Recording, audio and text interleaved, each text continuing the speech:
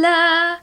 Aujourd'hui, je vais vous emmener un petit peu avec moi parce que j'ai pas mal de choses de prévues. Là, j'ai passé la matinée à faire des papiers ce matin, à gérer un petit peu pas mal de petites choses. Là, il est à peu près 14h30. Je vais enfin partir voir les poneys. C'est vrai que d'habitude, j'y vais plus le matin. Mais là, j'ai un rendez-vous à 18h donc pour la potentielle future demi-pension de Jenny. Du coup, Jenny, c'est le surnom retenu pour Eugénia. Donc voilà, je suis très contente. C'est quelqu'un qui a l'air de correspondre à fond, que j'ai déjà rencontré, avec qui ça se passe super bien. Et je pense vraiment qu'elle peut correspondre à la jument. Donc bref. En tout cas, elle vient à 18h. Donc en attendant, je vais pouvoir faire pas mal de petites choses aux écuries. Voilà, je vais bosser quasiment tout le monde en fait. Je vais bosser Gara, Anakin, Idil et on va essayer d'avoir le temps aussi de travailler Antalya. Donc voilà, là je suis encore chez moi. Je vais récupérer les papiers de la demi-pension parce qu'effectivement du coup... Oh, la lumière. Bon voilà, du coup je récupère les petits papiers.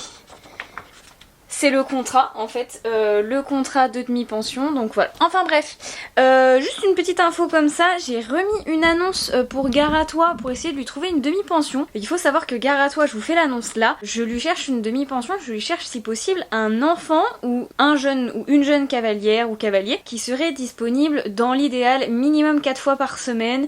Après, on peut s'arranger pour moi, on peut s'arranger pour 3 fois par semaine, ça peut être possible. Mais voilà, je cherche quelqu'un qui est motivé et dans l'idéal, qui aimerait, en plus de créer une relation avec un poney, qui aimerait sortir en compétition, sachant que du coup je suis monitrice, je suis diplômée, donc la demi-pension est à 150 € par mois. Et avec ces 150 €, il y a tout l'encadrement qui est compris, donc voilà, des cours dans la semaine, je vous aide à définir le programme de vos séances, etc. Donc voilà, donc pour Garatois, je ne trouve pas de cavalier. Voilà, j'ai trouvé pour tous les poneys déjà, vraiment même ceux qui sont pas encore arrivés. Voilà, j'ai eu pas mal de demandes donc j'ai réussi à trouver un petit peu des cavaliers pour tout le monde, sauf Garatois, je ne trouve personne qui correspond. Donc voilà, si vous connaissez ou si vous êtes un petit cavalier de moins d'1m50 qui fait aller grand max 45 kg et qui aimerait se faire plaisir avec un poney, qui a vraiment besoin qu'on s'occupe de lui, voilà, quelqu'un qui veut créer une relation avec un poney et dans l'idéal, mais ça c'est négociable, un petit cavalier qui veut sortir en compétition, même faire la mode, enfin ce que vous voulez, franchement, que ce soit en CSO ou en CCE ou même en dressage, tout est possible avec ce petit poney. Et un petit cavalier qui se trouve pas très loin des écuries. Alors c'est vrai que je vous donne pas l'adresse des écuries, mais vous pouvez regarder un petit peu, voilà, comme indication, moi je vous donne que les écuries sont à 30 minutes au nord de Nantes, en partant du centre-ville de Nantes. Donc voilà, si vous habitez au nord de Nantes, mais vraiment quand je vous dis au nord, c'est au nord, pas à l'ouest ni à l'est, au nord, et que vous êtes voilà dans cette zone-là, à peu près 30 minutes au nord de Nantes, dans ce cas-là, si vous êtes intéressant, vous pouvez m'envoyer un mail à l'adresse qui s'affiche juste là, écurieslm@gmail.com. Et voilà, j'espère qu'on va réussir à trouver un petit cavalier à ce poney parce que sinon, je ne sais pas ce que je vais faire de ce petit poney qui... Incroyable, c'est mon meilleur poney, clairement. Il fait du travail en liberté, il saute super bien, il a déjà sauté 1m25, avec une cavalière de 8 ans en plus. Il fait du cross, il regarde rien, il dresse super bien, mais il est incroyable, mais vraiment, je ne trouve pas quelqu'un qui lui correspond. Donc voilà, écoutez, si vous connaissez, et n'hésitez pas à m'envoyer un mail, alors pas sur Instagram, parce que je reçois trop de messages, envoyez-moi vraiment un mail détaillé, où vous me dites où est-ce que vous habitez pour savoir si ça correspond un petit peu avec la localisation des écuries, votre niveau, votre âge, votre taille, machin, tout ce qu'il faut que je sache pour savoir si vous correspondez ou pas au poney. Enfin bref, tout ça pour dire que là, on va partir aux écuries. C'est parti! Alors toi, on va bosser un petit peu.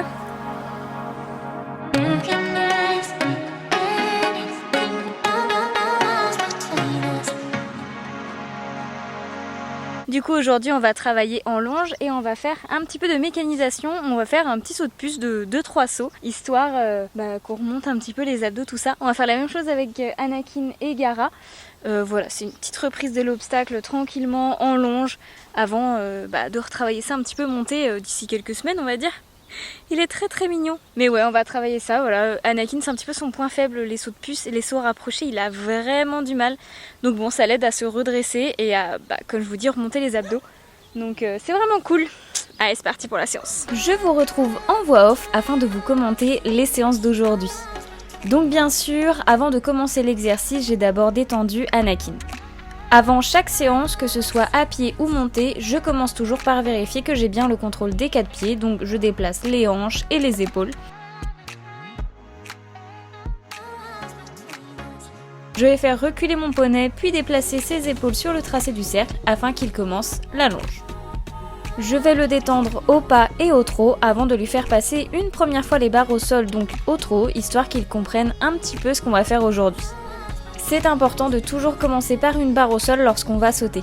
Ça permet vraiment de voir comment le cheval réagit et de dédramatiser un petit peu la barre pour ceux qui ont tendance à charger un peu les obstacles. On peut voir qu'Anakin change de pied sur les barres pour se retrouver à faux. Je le refais donc une fois à cette main en le gardant sur le bon pied. Le travail sur les barres au sol me donne déjà l'indication qu'Anakin est moins à l'aise à main droite puisqu'il change de pied et qu'il risque de se décaler vers l'intérieur à main gauche comme il le fait sur les images. On commence par monter une seule barre et Anakin, qui n'est jamais à l'aise sur ce type d'exercice puisque ça lui demande de se redresser et de se tenir en autonomie, ce qui n'est vraiment pas facile pour lui, eh bien il va changer de pied les 2 fois pour s'aider en s'appuyant davantage sur son diagonal gauche qui est son diagonal le plus fort on va dire. À main gauche, je vais refaire une fois puisqu'il prend un petit peu trop de vitesse au premier passage. Le deuxième est mieux, même s'il s'en mêle un petit peu les pieds, au moins il ne charge pas la barre. Je monte les barres et le premier passage à main droite est parfait, rien à dire. À gauche par contre, il change de pied sur la première barre. Je refais donc, mais je crois que je fatiguais. Je laisse traîner la longe et arrache tout l'exercice, même si le poney a été complètement indifférent à ce qui se passait. Je profite de devoir tout remettre pour monter un petit peu la barre du milieu afin qu'Anakin se redresse mieux devant ses sauts. On le passe une fois à droite et parfait. Le poney est encore un peu trop sur les épaules, donc les sauts lui demandent beaucoup physiquement. Mais à force de répéter ce genre d'exercice, il comprendra que c'est plus agréable pour lui de se redresser devant sa barre. À droite, par contre, incompréhension. Il prend de la vitesse et dérobe, ce qu'il ne fait jamais. Je le remets dans le calme et y retourne au trot où il me fait un joli stop. Je pense que ça lui demande vraiment beaucoup physiquement ce type d'exercice, donc je comprends, on repart dans le calme et je l'encourage plus pour que ça passe. On y retourne une dernière fois au petit galop et ce fut clairement le meilleur passage de la séance. Il a pris le temps de sauter, il ne s'est pas jeté sur les épaules et a bien déplié son dos, donc je suis très contente. Je le trotte un petit peu la tête en bas histoire de souffler et de se détendre après cette séance qui l'a quand même un petit peu fait chauffer. Et puis retour au pré.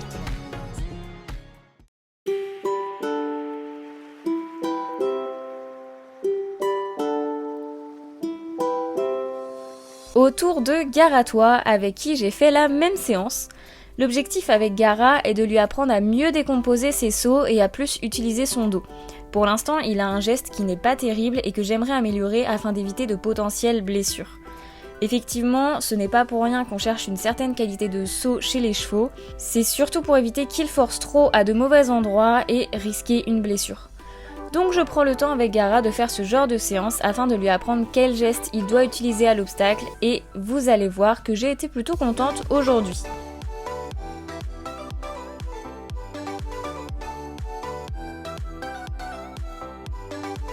On a fait plusieurs passages pas terribles au début, mais ça faisait un moment que les poneys n'avaient pas sauté, donc il fallait qu'ils se recalent un petit peu sur les barres.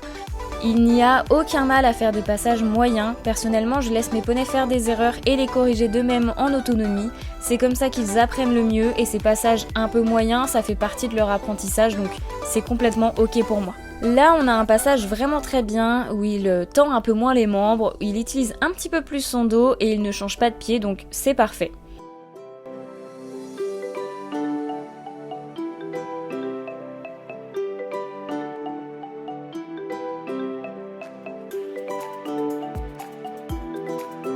Pour Gara, je monte un petit peu les barres afin de l'aider à s'appliquer sur son geste et là, on a encore un très bon passage, donc je suis contente. À l'autre main, c'est plus compliqué, on fait 3 passages parce qu'il touche beaucoup et change de pied. Il s'applique donc je le laisse là-dessus, mais on voit bien que son dos lui fait défaut, il a vraiment du mal à s'étirer et à l'arrondir. Je suis quand même super fière de lui parce qu'il a fait beaucoup d'efforts pour bien faire et il a été vraiment chouette et à l'écoute durant cette séance. Je le laisse s'étendre un petit peu au trot et voilà, c'est déjà la fin. Bon, les 2 séances des poneys sont finies. En soi, elles se sont pas trop mal passées, mais moi j'en peux plus. Là, je suis vraiment à bout, je suis au bord du craquage. J'ai décidé que j'allais être plus honnête sur ma chaîne YouTube, que j'allais plus vous montrer ma vraie vie et du coup, je vous en parle. Voilà, je vous avais dit aujourd'hui que j'allais travailler Antalya et Idylle. C'était ce qui était prévu. Malheureusement, il est déjà 17h. La future DP de Jenny arrive d'ici 45 minutes. Et bah là je suis en train de balader mes chiennes parce qu'elles l'ont bien mérité après avoir attendu 2 heures au bord de la carrière quand même. Donc voilà, je vais pas forcément avoir le temps de les travailler et de toute façon je n'en ai pas envie. Voilà, je suis vraiment à bout. C'est fou, c'est rare que je sois comme ça mais je suis vraiment très énervée, très... Franchement là j'ai l'impression d'avoir une boule de nerfs dans le ventre, genre je sais pas si vous voyez, genre vraiment je suis tendue de fou. En fait... J'ai mal au bras, je change de bras. En fait, ça commence à me saouler parce que ça fait un moment que mes poneys, Gaara et Anakin, sont censés arriver à mes écuries. Et ça se fait pas parce qu'à chaque fois, il y a un problème qui fait que les travaux des écuries avancent plus lentement que prévu, que le pré, mes 4 hectares, les clôtures avancent pas, enfin bref, il y a toujours des raisons pour que ça se retarde. En fait, mes poneys de base sont arrivés dans cette écurie, donc qui est une pension, en sachant qu'ils devaient partir donc dans l'écurie qu'à l'époque je ne louais pas, qui était en construction pour devenir une pension déjà, enfin de base. Et ensuite on a fait un accord avec le propriétaire, etc. Mais bon, ça c'est une autre histoire. Mais de base ils devaient déjà aller dans cette écurie. Ça fait 1 an et demi qu'ils sont aux écuries et 2 mois plus tard ils auraient dû déjà être aux autres écuries et ils auraient jamais dû rester ici là où ils sont actuellement. Alors c'est des écuries que j'adore, hein. J'ai pas de souci avec ces écuries là, elles sont très cool, mais le problème c'est que les chiens sont interdits et que moi je n'ai pas le choix. Mes chiennes elles viennent partout avec moi, enfin je n'ai pas le choix. En fait je m'en sortirais pas dans ma vie si j'emmenais pas mes chiennes aux chevaux, genre vraiment c'est hyper important pour moi parce que si je les emmène pas, je passe ma vie dehors à devoir sortir les chiens, sortir les chevaux. Non, je pourrais pas m'en sortir clairement, avoir autant de chevaux et de chiens qu'il faut sortir après à s'être occupé des chevaux, c'est pas possible vraiment. Donc bref, je suis dans une écurie depuis 1 an et demi qui n'accepte pas les chiens et je comprends totalement parce que c'est vrai que c'est pas évident à gérer les chiens quand tu as déjà des chiens aux écuries qui sont des chiens de garde en plus. Donc ça c'est totalement normal, mais le problème c'est que moi du coup je dois m'arranger comme je peux pour avoir mes chiennes quand même. Donc en fait je prépare les poneys dans le pré, déjà c'est pas très pratique. Ensuite j'ai le droit du coup d'utiliser que la carrière parce que c'est le seul endroit où les chiennes peuvent aller et il faut que je les attache au bout de la carrière pour pas que ça dérange les chiens des écuries. Donc elles sont attachées au bout, sauf que c'est au bord d'une route et que là par exemple il y a eu du passage aujourd'hui. Du coup il y a eu des écolières, un gars qui faisait du jardinage et qui jetait de la terre par-dessus chez lui, j'ai pas trop compris, enfin bref. Du coup déjà les poneys ont peur, ça.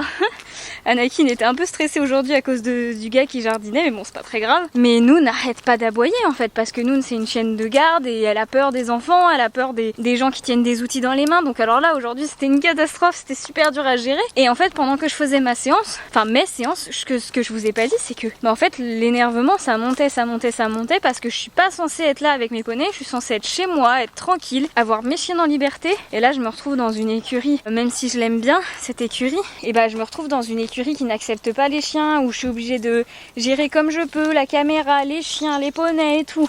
Et c'est beaucoup trop dur à gérer. Et là vraiment je suis au point d'exploser, là j'en peux plus. Là aujourd'hui c'est dur. Il y a des jours comme ça où c'est vraiment dur parce que ça fait plus d'1 an qu'ils devraient y être déjà et ils y sont toujours pas. Mais il y a toujours une raison qui fait que, et c'est pas grave, hein, c'est les aléas de la vie, c'est la faute de personne. Mais voilà, tout ça pour dire que du coup là... Il faut que je souffle un petit peu. Je vais pas sortir les juments parce que c'est pas terrible pour une première séance d'avoir une cavalière qui est énervée en fait. Donc non, c'est pas la peine. Là je vais je continue de balader mes chiennes un petit peu tranquillement.